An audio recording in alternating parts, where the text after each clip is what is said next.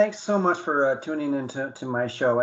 My name is Tom Russell. I'm your host for Life Without Limits. And I know you guys are going to enjoy this show because I have been looking forward to this show for a long time because I've been talking with my guest for tonight. His name is Tawny Lara. And hopefully you're going to learn some amazing and great things from her. But before we get started, I want to thank everyone who's going to become part of my show. It's a life-changing for me. It's been life-changing for my guests and life-changing for my audience. And it's what keeps this show on the air. So for those of you who would like to join, please go to my website. It's lifewithoutlimitshow.com and just become an official fan. And that's lifewithoutlimitshow.com.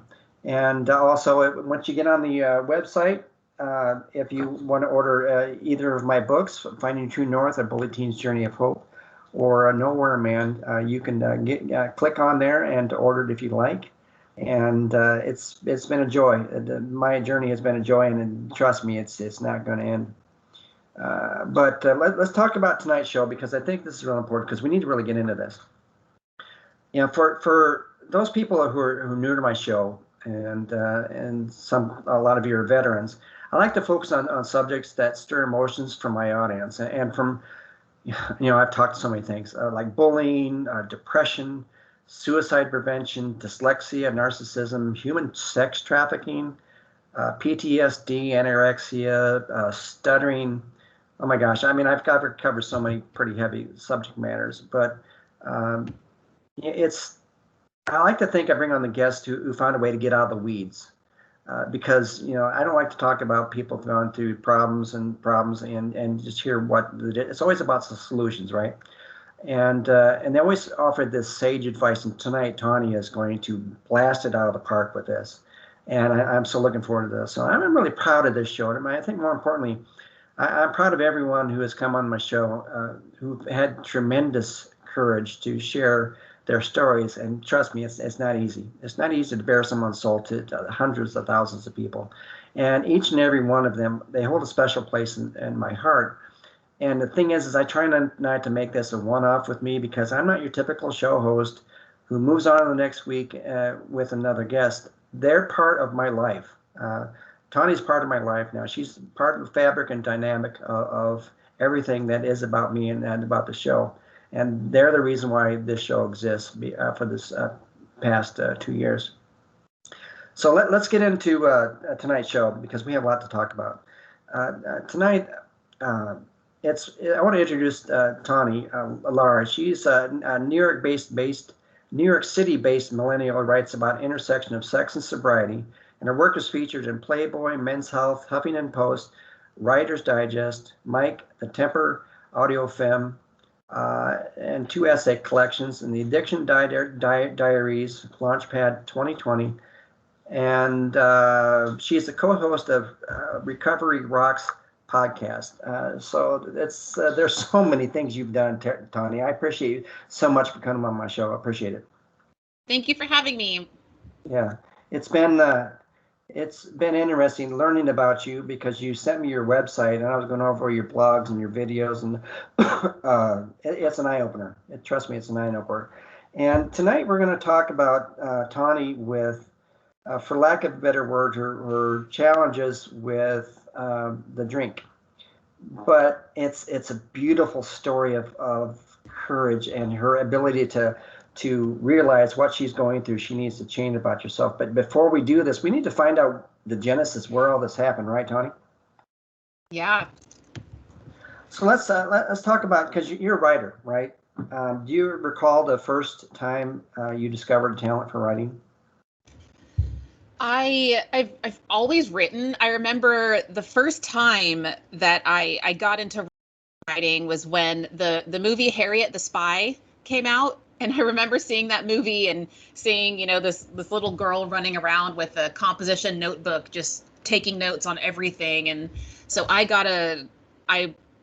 mom bought me a composition notebook. I got a little yellow raincoat because I wanted to be just like Harriet the Spy. I called myself Tawny the Spy. And so that's really out. I was probably 10 when that movie came out, and I learned that there's a world going on and I could write about it. And then I started writing for my local, I grew up in Waco, Texas, and I started writing for my local newspaper, the Waco Tribune Herald. They had a teen section, so I started writing about controversial for the time articles, especially for Waco, Texas, and for a 14-year-old. And it's just, yes, writing's always been my medium.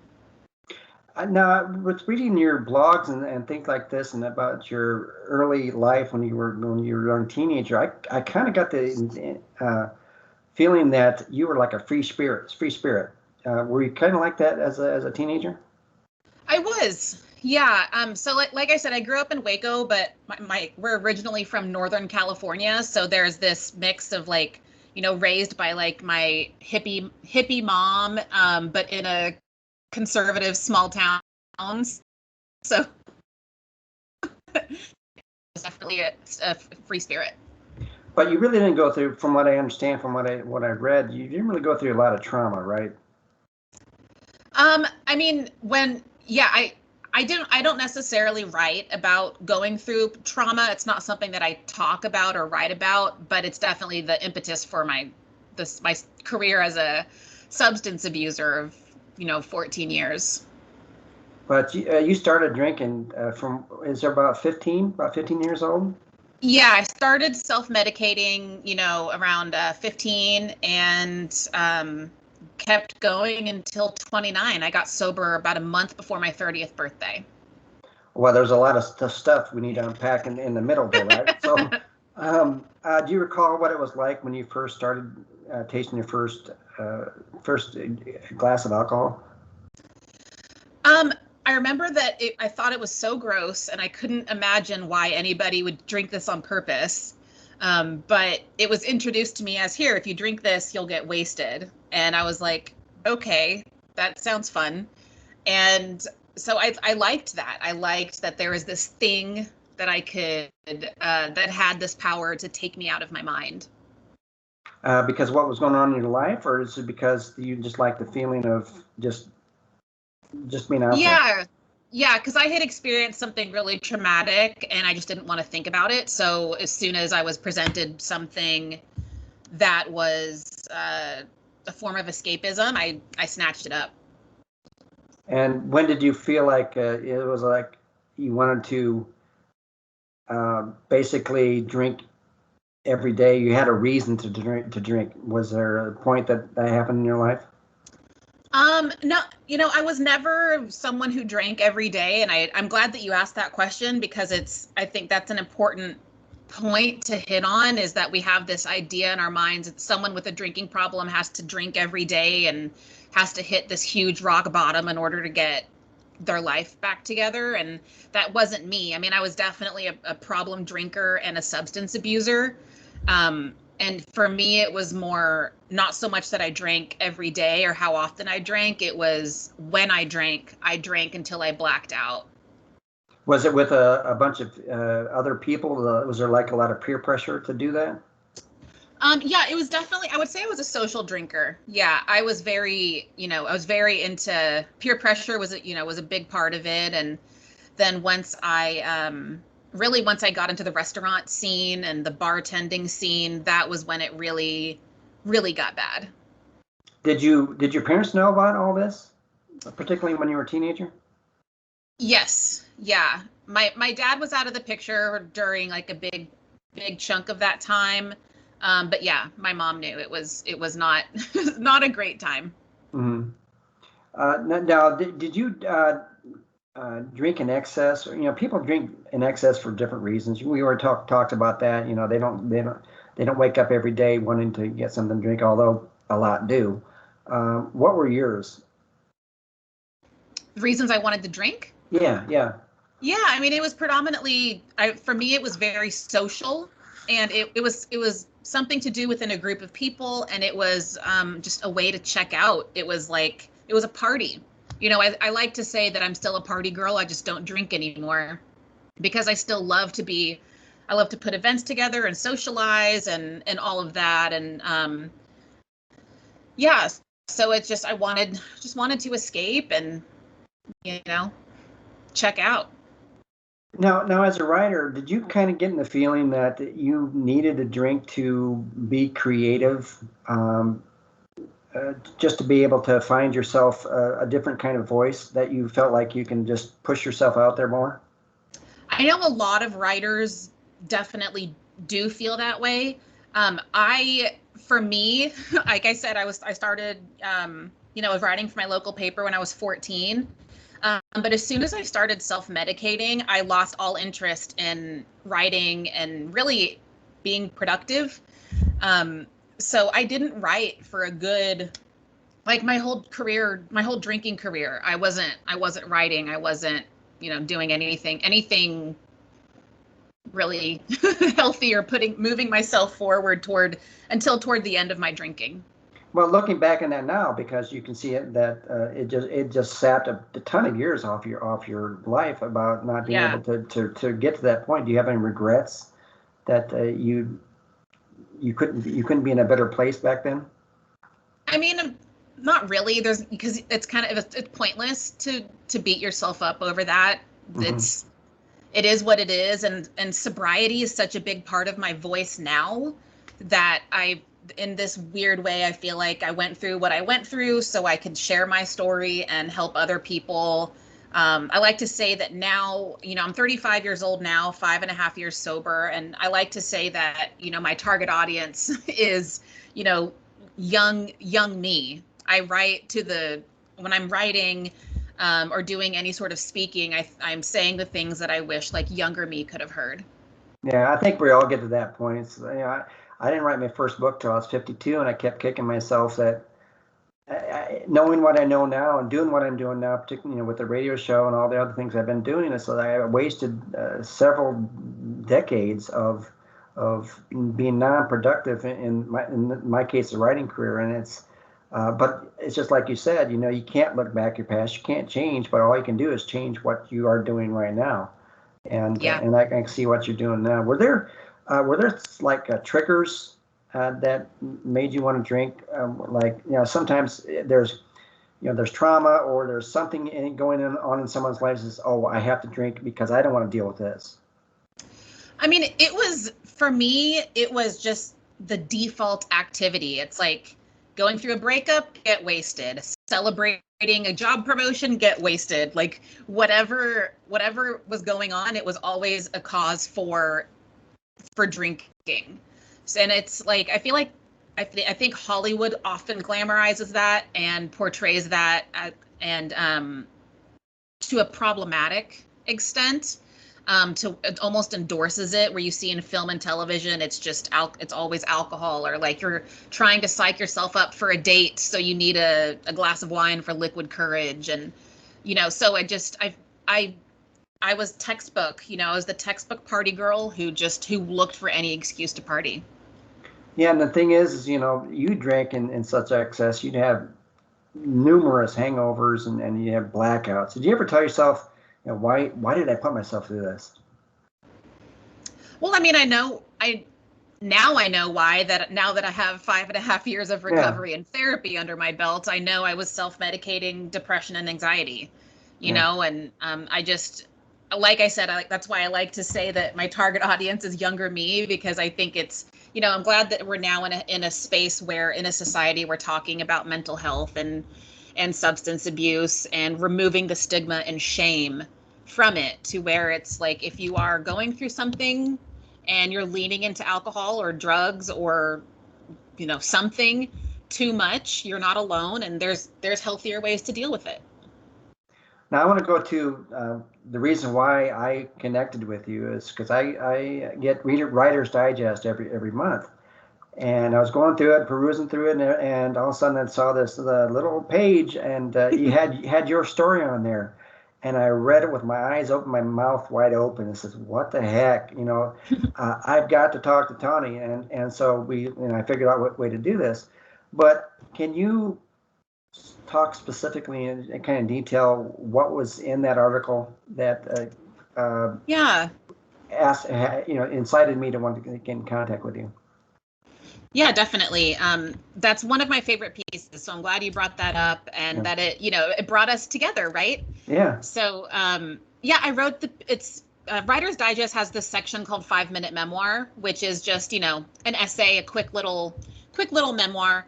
And I wrote, I think it's called Why Sobriety Makes Me a Better Writer. I think that was a title.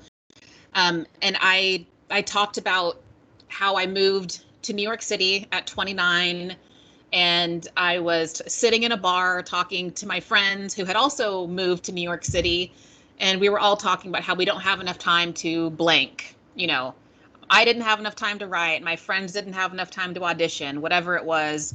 But as soon as I left the bar that night, there was something that clicked in my brain that was like, you just spent 4 hours in a pub talking about how you don't have time to write. And there was like, it finally clicked in my head, like, alcohol is literally standing in the way of your goals, of you living your best life. And the next morning I woke up and I stopped drinking, and I didn't know that was going to be my last drink. I had no idea. But so yeah, that's essentially the essay that I wrote for Writer's Digest and what brought me here today. Now, how is this different? Because I think one of the blogs I read that it was like a stop and start. That I'm going to quit drinking. I'm going to quit drinking, just like a lot of people who have challenge with drinking alcohol is in their head they're saying, I'm going to stop because I can't put myself through this. It's just ridiculous. But you just fall on the same path. So why was this time different? That's a great question. I don't know what was so different. I think a big part of it was that I was no longer in Texas, so I was no longer bartending. I was no longer hanging around with other people that partied. Since I had relocated to New York, I was hanging out with other writers and artists and creative folks that had just 1 or 2 beers and called it a night, where I was the weirdo who was ordering shots. And so like, I think getting out of that toxic environment, that's not why I left Texas. I left Texas to pursue my writing, but I had no idea that leaving Texas was going to get me sober, and then getting sober was essentially going to launch my career. Why is it so difficult? You were able to do this, but why is it so difficult for people to stop drinking cold turkey?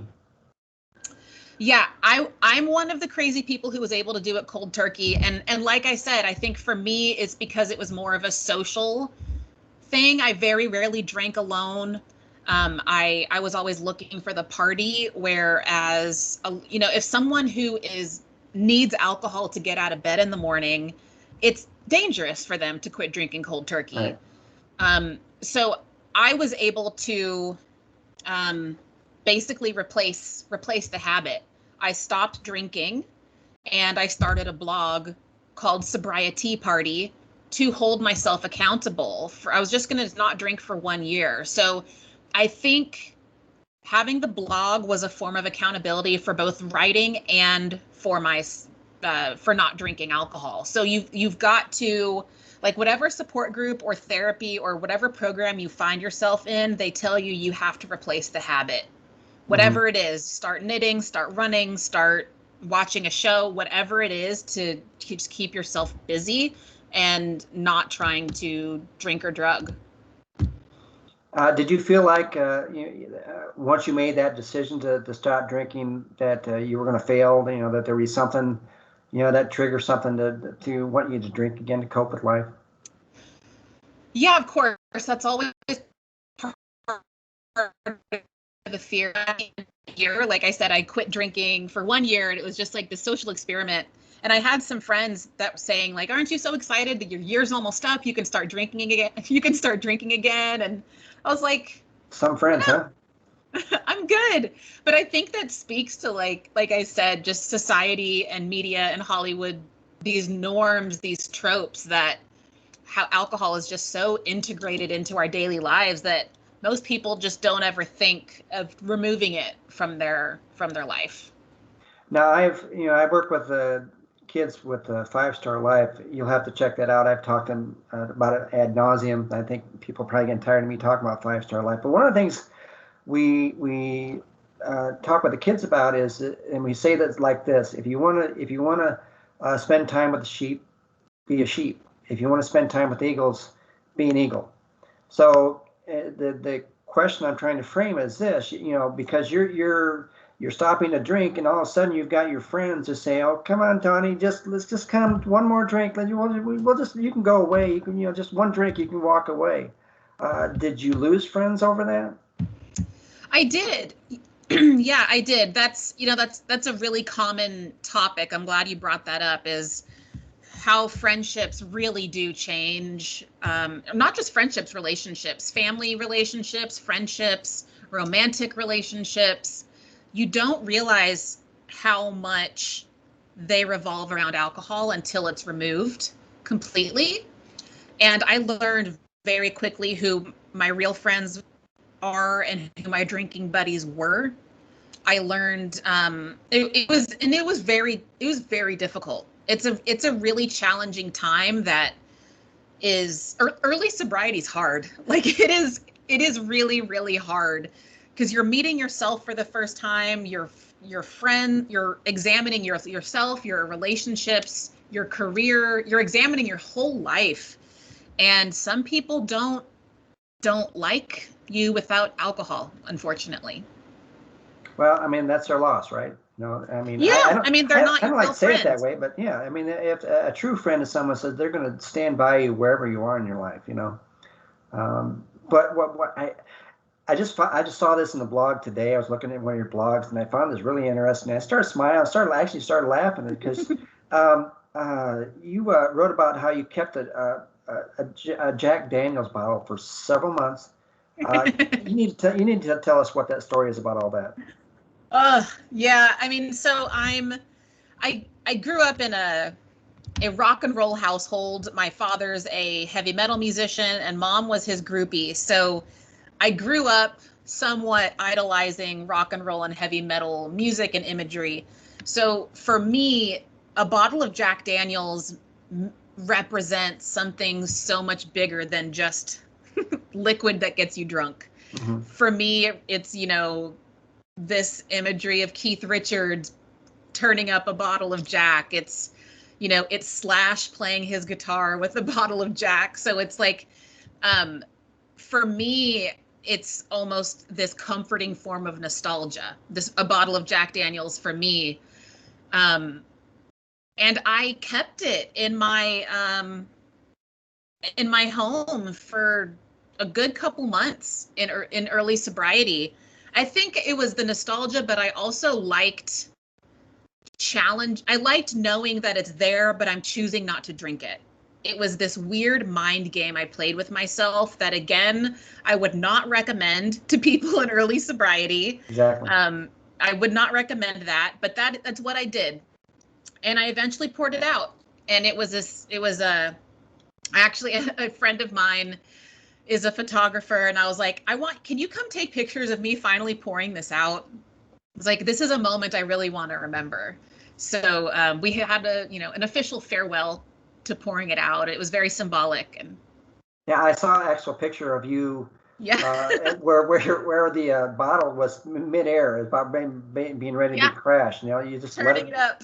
you just let it go, and that speaks volumes, Tawny, about your steadfastness. It's hard. It's hard. I don't drink. I've never drank. I think, and I can say on just one hand, the worst I ever did was lick off a vodka cap. That's the extent of it. And so, but I don't understand that mindset. But I've been around people. I've been around homeless people who that's their life. That's how they survive. One of the things that my mother used to smoke, and we couldn't stand it, and we would hide her cartons of cigarettes all the time. She gets so ticked off at us because we wanted her to stop smoking so badly. But just like you, she quit cold turkey. And what she discovered was inside her body that her body changed, and she was able to breathe better. And what they say, once you stop smoking, after a few days, you're going to start feeling that everything is starting to separate in your lungs and everything. But when you're drinking, what is that like when you not in that stupor anymore? Does your creativity start to spark up? What changed in your life? Yeah, that's a great question, and also very impressive of your mother to be able to quit cigarettes cold turkey. Yeah, That's really hard. yeah, I know people that are able to beat heroin that can't beat cigarettes, so that's very commendable. yeah. Yeah, for me, it really removing alcohol from my life. I feel like my life finally began. I was thriving creatively.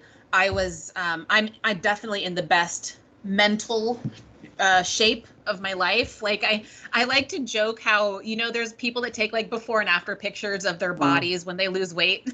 yeah. I'm like, I wish I could take a before and after picture of my brain, because I am just so much healthier. I know how to communicate my feelings now. I know how to identify those feelings so I can actually communicate them.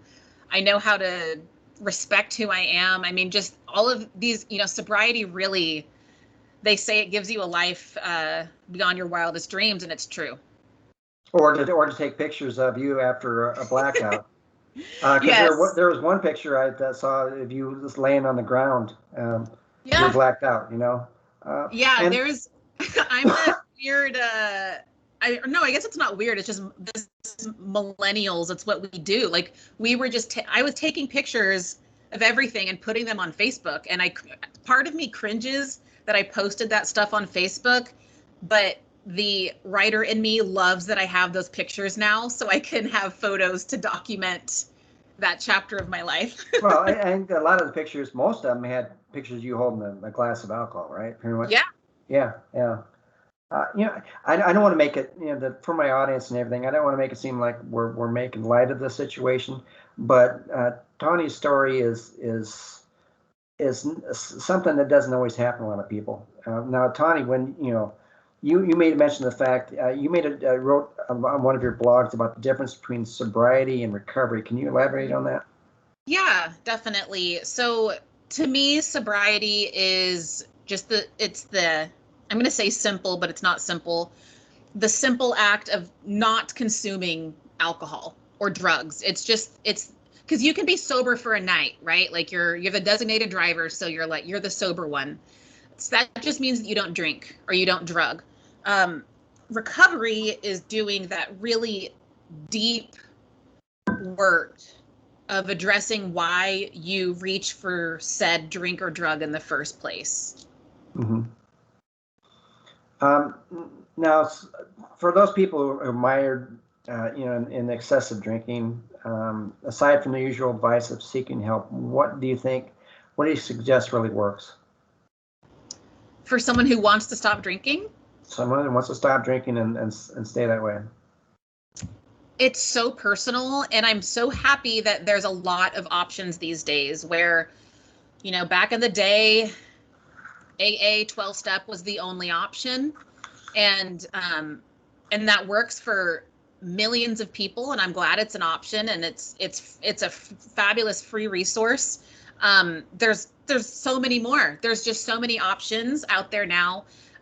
I would fully endorse therapy if you can afford therapy, or if you have good health insurance. I cannot recommend one-on-one talk therapy enough. I mean, it's not always going to be pleasant, but for me, that's really where it all began, where like my recovery began, was once I found a therapist that worked for me, and we started to work through, like I said, recovery, figuring out why I was trying to escape reality and deal with that trauma, deal with these triggers, and um, yeah, therapy, therapy, therapy. Now, were you after you stopped drinking and everything? Were you consciously trying to avoid drinking alcohol, or is it just second nature right now? To me, it's not it's something that crosses my mind very, very rarely, where Mm-hmm. like something pretty bad has to happen, or I have to feel pretty low, um to where I think like had a really bad day, or grieving a loved one, like something something bad has to have happened for me for my mind to be like, God, I wish I could just check out. um I don't ever feel it's a thought that crosses my mind, but it doesn't pass any further than that. It's like they say, you know, you play the tape until the end. So it's like in my mind, I'm like, yeah, sure, having a couple shots of whiskey would be great, but then what? And then what would happen after that? And then tomorrow morning I would feel blank. And so it's just, you know, you play the tape to the end, and then it's just, then you have a seltzer and you cry and you let yourself feel this really crappy feeling. Yeah, and I think you'd regret it more than the time that you thought you were going to enjoy it. It's probably not, it probably wouldn't even be the same. I mean, I know it wouldn't be the same. No, it wouldn't be worth it. And but you know, that's not. I also acknowledge that those types of lapses are part of a lot of people's stories, where you know it's relapse and lapse is part of the recovery process pretty often. And I like to share that because there is a great deal of shame attached to it, and I just want to say that it is normal, it's common, and if you have recently lapsed, you're not alone. Yeah, I have a family member. I don't want to say who it is, but his son passed away to an overdose, and he's been battling alcohol for years, and that was his trigger. But fortunately, he's got a wife who supports him and keeps him on track as much as possible. And you know, and a lot of times I'll hear, I can't do this. I just can't do this. I can't drink anymore. I can't do this because of this and this and this. But ultimately, he ends up, another trigger happens. Something happens in his life, and he doesn't really want to get help, and that's the problem. Yeah, I have anxiety about those moments where, you know, I've definitely gone through grief and trauma in recovery, but I've not, like, the thought of losing a child, or like, I can't imagine the gravity of that situation and how I would deal with that in a non-destructive way. I don't know how I would deal with it. And so my heart goes out to anyone who is struggling with something that heavy on top of sobriety. It truly is one day at a time. Well, he's in. You know, a lot of people get in a fog. You know, you can't push your rope. I mean, you could try to be on the other end of it and say, "Hey, look at you. Look at what you're doing. Look at what you're doing in life," and they just can't see it, but they don't want to get help. And until they decide, until they decide on their own that yes, they need to make a change. It's a struggle, and it's frustrating to watch. But let me ask you something about addiction, because you know I've researched and things like this. People who, whether it's drugs or alcohol or anything else that it's addictive, you know, addiction kind of takes on different forms, right? Once you remove one addiction, you replace it with another one, because your personality behavior is programmed to do that, right? So was there some kind of other addiction you replaced drinking with? Not necessarily bad, but you know, yeah, definitely. It's, you know, we call that transfer addiction, where, you know, for me, work is definitely one where I stay, it's self-soothing to my anxiety to stay busy. So I often put a ton of projects on my plate, and I get like this rush of doing all this stuff and then checking all these boxes, and then all of a sudden it hits me that my plate is vastly overflowing and I can't breathe because I can't do all this. And it's this repeated pattern that I've identified in myself. My boyfriend has identified. He sees it coming on. My therapist is like, "Oh, here we go again." Like,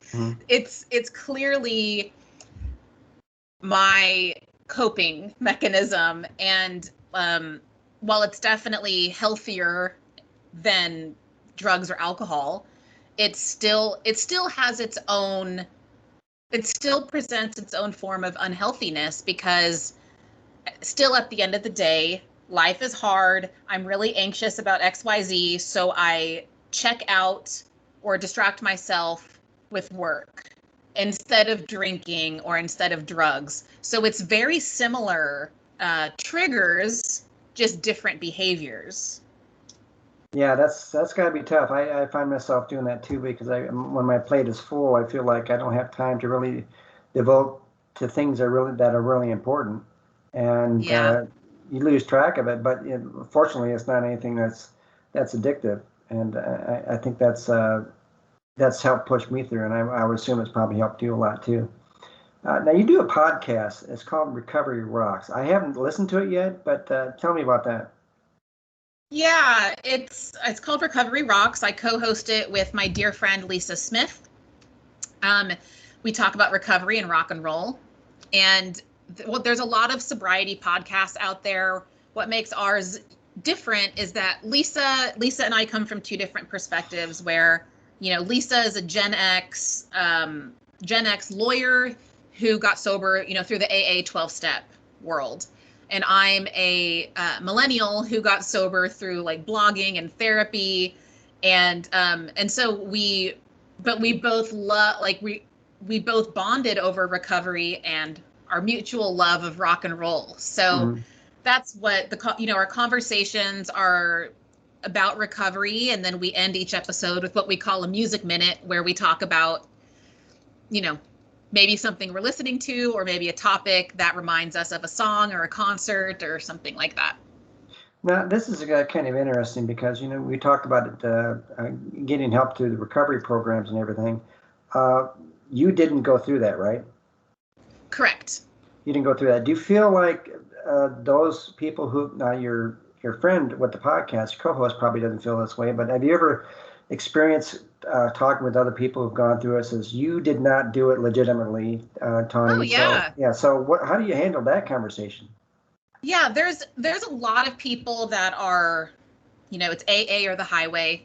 There's a lot of people that are not open to all of these nuances that we're experiencing now with, the sober curious movement and gray area drinking and people getting sober. Like I said, therapy, yoga, and writing, that was my program that I, accidentally created for myself. And I think whatever works for you should work for you. And I would never knock someone's journey. If they're happy and if they're healthy and they seem to be doing great, why would you tell them they're doing it wrong? Do you feel like you have an obligation because you've gone through this, and you can actually look at someone and say, you've got a problem. What can I do to help? Or what do you tell these people that they got a problem? You can't. You, like you were saying about your friend, I will say, I'm definitely a resource. People come to me saying, I want to drink less, I don't know where to start, and I want to hold their hand and support them, and then they're doing good, or they're not drinking for a month or two, and then all of a sudden I see pictures of them on Instagram taking a shot, and I'm like, oh man, like I was really rooting for them. And then, but that I have to give them grace because that was me. I did that so many times, and I just want to be, like I said, I am a resource. If that person reaches back out to me again and again and again, I will always be there, and I will always say, try this. I'm here if you want to talk. But I would never, I'm not going to say I would never, but if it was like a very, very close person that I was had that relationship with, and they did have a problem, I would like to say I would probably say something, but I also don't have a lot of people in my life that binge drink anymore. Like it's almost this, me living as a sober person really kind of filters out a lot of that, where my immediate circle, my immediate orbit it's just not happening. That's okay. I mean, at least you're there. I think a lot of people who want to deal with their own addictions or alcoholism or whatever it is on their own. They don't want to be around other people who have suffered the same problem, because it just draws them into a life of woe, because you just kind of feel like, misery loves company, and you don't want to be in that situation all the time. But I think there's a point in time when you feel like you've beaten it. It's kind of an obligation, don't you think, to try to help someone out, rather than saying, I feel your pain, but I'm not going to take that on. Yeah, it's such a delicate line, such a tough boundary, because I also think of 25-year-old me. If somebody were to sit me down and say, "Hey, I think you have a problem," I would distance myself from that person. So you have to be delicate and just respect. You have to meet people where they are, and unless someone's life is at risk, or they're, it's tough. It's so tough to talk about those hypotheticals. I'm curious, did anybody actually tell you that throughout those several years, trying to tell you that, hey, you're drinking in excess? No, because no one said it, because it was just understood. We all were drinking to excess, where, and then one of us would try and drink less for a week or two, and then we would give them crap for it. And like it was a very toxic environment. It didn't need to be said. Now, the people that you drank with, all of your friends and all that sort of stuff, they've seen your journey afterwards, or your journey sobriety afterwards. Have they reached out to you to get help, or are they just back in the same way of life? I've had some people reach out looking for some resources. I've had, a lot of people just have a party phase and they grow out of it. They get a different job, or they have kids, or their life happens, and a lot of people naturally grow out of that phase. They may not be completely sober, but they're definitely they have a glass of wine now, and they're good. Mm-hmm. So I'm still friends with a lot of friends and acquaintances with a lot of my friends that I used to party with. And a lot of us are in better places now. But the ones that are still living that life, we're not that close anymore, Well, and that's the way it has to be sometimes. Now, you said way back when we first started talking that you still go into these events, with there's alcohol and all that sort of stuff. How do you avoid doing all that? Like how am I comfortable in a bar setting? Yeah, you do thing? that. Yeah. It depends on my mood, to be mm-hmm. completely honest. If I'm having a good day, I feel comfortable being in a bar, I can go. But anyone who would invite me to a bar knows that I'm sober, so they wouldn't take offense to it mm-hmm. if I didn't go. Yeah.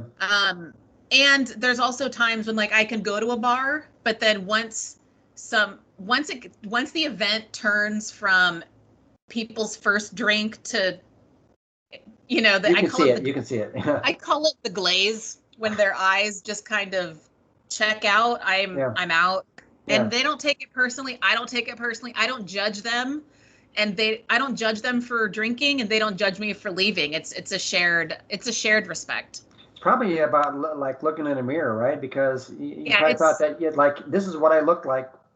It's painful sometimes. It really is. It's painful, because I'm like, oh my God, I used to look like this all the time. Yeah. Well, I mean, I'm so happy that you were able to do this. Now, if someone wanted to reach out to you, how would they be able to reach out to you? Yeah, definitely. My website is tawnylara.com, and there's the contact page on there, which is how you found me. Mm-hmm. And my social media is Tawny M. Lara. And you could reach out to me on there. I talk a lot about, sobriety and relationships and all sorts of stuff. Yeah, I always love looking at your Instagram posts, because it's real, it's authentic, and you'll see a different side of Tawny when you look at her Instagram account. Is there anything you'd like to add? Well, thank you for having me and creating the space on your show for for your listeners to learn a little bit more about recovery. And I think it's such an important conversation. And people that are listening, if you're struggling, know that you're not alone. There's lots of wonderful resources. You can email me and I can definitely point you in the right direction. Or if someone this is a totally separate episode, but if someone you love is struggling, know that you're not alone. And there's also support groups for that. Like that is, codependency and trying to solve other people's problems is its own addiction. And I've also been there. So it's a delicate conversation. And yeah, I'm grateful that you held space for your listeners to hear more about it. Well, I wanted to try something a little bit different because, a lot of people who go through addictions and things like this, they go through the traditional way of trying to get their therapy and recovery programs. But you did it entirely different. But you've got personality. You've got the panache. That's what I think is you got it going on. So. And your enthusiasm is just incredible. I've enjoyed talking with you so much, Tawny. It's been a joy. I'm so grateful that you decided to come on my show. I think that's all I have to say. But as I always end all my shows, I want everyone to smile infectiously, laugh genuinely, love unconditionally, and live courageously. I believe in all of you. And I know that tomorrow, if you're going through struggles, you can choose to live a life of grace and peace, but it's a choice.